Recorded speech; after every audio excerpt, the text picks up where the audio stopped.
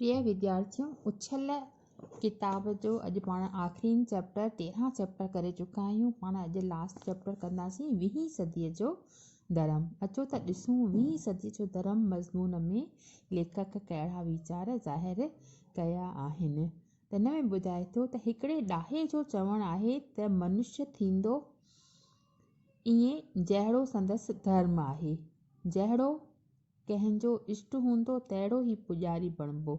जंहिं कालिब में माल विझिबो, माना जंहिं नक्शे में माल विझिबो तहिड़ो ई गॾिजी उहो निकिरंदो। मुसाफ़िर कदाचित पंहिंजे मंज़िल मक़सद खां परे कीन पहुचंदो, न कि संदसि प्रबल चाहना खां हासिलात मथे थी सघंदी। ॿाहिरीं दुनिया जो तसलत इंसान ते एतिरो ई थी सघंदो जेतिरो संदसि अंदर वारो ग्रहण कंदो, छाकाणि त इंसान ईश्वर जो रूप आहे ऐं जहिड़ो ईश्वर इंसान पंहिंजे मन में स्थापित कंदो ओड़ी ई सूरत ॿाहिरि नमूदार थींदी। माण्हूअ जो कौल ऐं फ़ैल, हलत ऐं तरक़ी, आसरो ऐं आईंदह संदसि विश्वास ऐं धर्म ते ई ॿधल आहिनि। माण्हू खे परखिणो हुजे त ॾिसणु घुरिजे त कहिड़े पीर में वेसाउ अथसि, कहिड़े देवी देवता ते गुल थो चाढ़े, कंहिंखे थो मथो टेके। हर कंहिं इंसान में जोत आहे जंहिंजे सहारे हू हिन ऊंदाहे संसार मां पंहिंजे माॻ खे पंधु करे रहियो आहे। को टिमकंदड़ ॾीए जे लाट में हथोड़ियूं ॾींदो थो वठे त को सिज जी रोशनीअ खां बि ज़्यादा शवाउं में ऊचे ॻाट ते थो विख वधाए, माना पंहिंजा क़दम वधाए। ही जे ॿाहिरियां धर्म या मज़हब आहिनि तिन ते भुलिजी वञणु न खपे। उहे फ़क़ति गुमराह कंदड़ नाम आहिनि, माना नाला आहिनि, देखा देखी आहिनि। मज़हब या धर्म कंहिं बि माण्हूअ जो उहो न आहे जो हू आदमशुमारीअ जे रजिस्टर में थो लिखाए या जंहिंजे अॻियां सिर थो निवाए।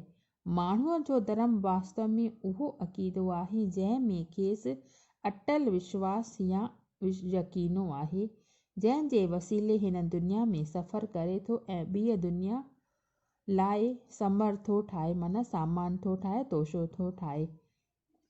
ज़बान सां चवणु त ही मञा थो सो आहे, तोते जो ॿोलणु ऐं वैज़ जो ॿियनि वातां ॿुधी कंहिं बेअकुल कंठ कयो आहे। जंहिं में माण्हूअ खे सम्झ आहे, उन्हीअ खे अटल विश्वास आहे त बाहि में हथु विझंदुसि त ज़रूरु सड़ंदो। इहो यकीनो अहिड़ो त पुख़्तो अथसि जो अॻिलो केतिरो बि सम्झाएसि या धुतारेसि त ईअं न आहे, त बि हू माण्हू असुलु कीन मञींदो। मरंदे मरंदे बि हथ खे बाहि खां मिड़ेई पासे रखंदो। नीति ऐं सभ्यता, शर्म ऐं कर्म जी राह में अहिड़ो यकीनो या विश्वास कंहिं बि नुक़्ते या अक़ीदे में रखणु, माना उहो मज़हब अख़्तियार करणु या उहो धर्म पालणु। धर्म या मज़हब ऐं ॿाहिरीं बेख ऐं लिबास, ॿाहिरीं टेक ऐं रीत में वॾो फ़र्क़ु आहे। धर्म या मज़हब जे उहो आहे जंहिं में विश्वास या यकीनो आहे ऐं इष्ट या देवता उहो आहे जंहिं लाइ अंदर में श्रद्धा आहे, त पोइ वधाउ न थींदो। चवणु त हिन ज़माने में को आलमगीर मज़हब या ज़ोर भरियो धर्म आहे त सिनेमा जो धर्म आहे। जे कंहिं देवी देवता जो राज अॼु हले थो त उहो सिनेमा जे नाटकनि ऐं नटियनि जो थो हले, नायकनि ऐं नायिकाउनि जो थो हले। अॼु असांजा छोकिरा छोकिरियूं जे कंहिंजी दिलि जी पूॼा कनि था, दिलि सां पूॼा कनि था, त कंहिंजे मूर्तियुनि ते गुल था चाढ़नि, सुबुह शाम आरती था कनि, त इहो ख़ाली चांदीअ जे परदे ते चुरंदड़ पुरंदड़ सूरतुनि जा। उन्हीअ सिनेमा जे सूरमनि ऐं सूरमियुनि अॻियां शास्त्रनि जा देवी देवता, साधू संत, शूरवीर ऐं सखी आहिनि ऐं के बि ॻाणाटे में कीननि।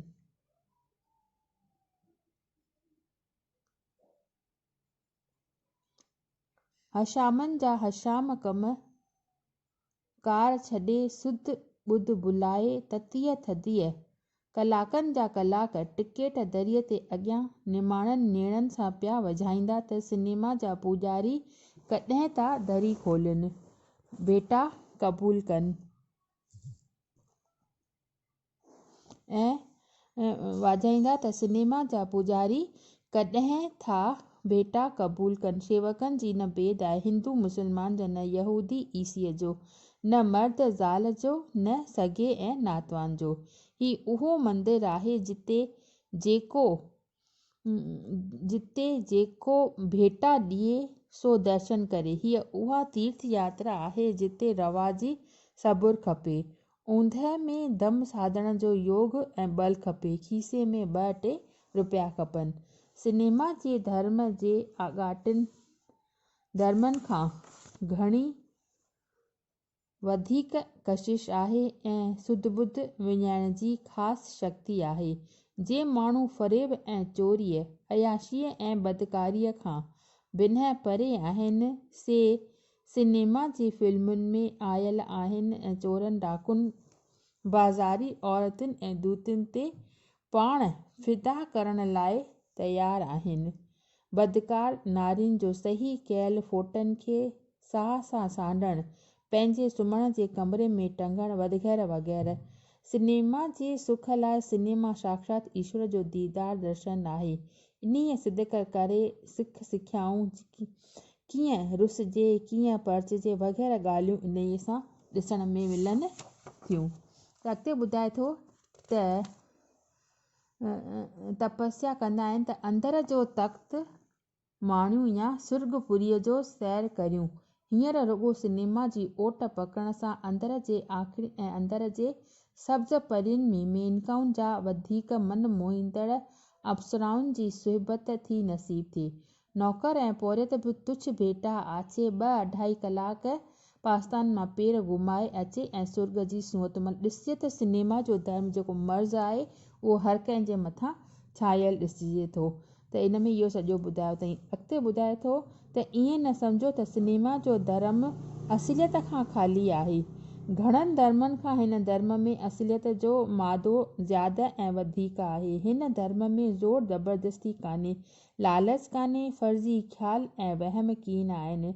हिन धर्म खे जो अख्तियार थो करे सो ख़ुशीअ सां, कुर्ब सां, कुर्बानीअ सां। जेको इंसान पैसो ऐं वक़्तु ख़र्चण ॾियण लाइ तयारु न आहे, जो हिन धर्म जो अधिकारी बणिजी नथो सघे। हिन धर्म खे मंदर आहिनि, वस्त्र आहिनि, शास्त्र आहिनि, मंत्र आहिनि। हिन धर्म जे प्रभुअ जा अनेक चमत्कार आहिनि।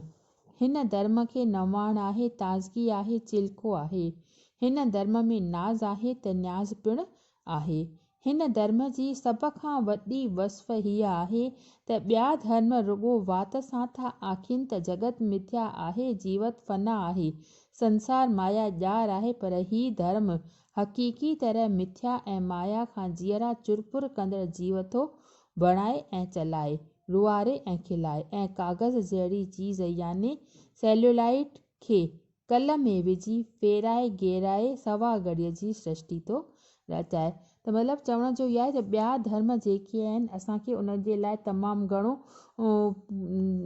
पोरियो थो करिणो पए, तमामु घणो उन जे लाइ प्रैक्टिकल रूप कमु आणो थो पए। पर हीउ धर्म अहिड़ो आहे जेको हक़ीक़ी आहे ऐं जेको मतिलबु मनोरंजन जी हिकु शइ आहे ऐं हिकु मतिलबु 2.5 कलाकनि में चाहे मज़दूर हुजे, चाहे अमीर हुजे, चाहे ग़रीब हुजे, सभु हिन में वञी करे पंहिंजो मज़ो माणीनि था। ईअं कि 20 सदीअ जो धर्म, हीअं धर्म मतिलबु हिकु तंज़ रूप में चयो आहे त सिनेमा जो धर्म जेको आहे उहो 20 सदीअ जो धर्म आहे ऐं हिन में हर को मज़ो पियो माणे। बसि इहो अॼु जो एतिरो चैप्टर अथव। ऐं हिन में जेको अछुल जा हुआ 7 चैप्टर पाण फस्ट इकाई में कयासीं, हीअं ॿी इकाई में, त इहो 40 मार्कुनि जो जेको आहे इहो पूरो थियो तव्हांजो अॼु।